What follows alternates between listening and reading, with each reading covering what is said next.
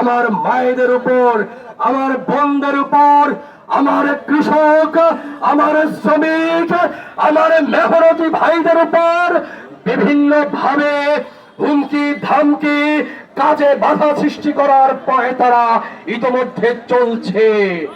আমরা বলতে চাই, রামগঞ্জের অশান্ত পরিবেশ শান্ত পরিবেশকে অশান্ত করবেন না। যদি রামগঞ্জের শান্ত পরিবেশকে কেউ অশান্ত করার চেষ্টা করেন, এই বাংলার জনগণ, রামগঞ্জের জনগণ, ছাত্র জনতা সেটা রুখে দেবে ইনশাআল্লাহ।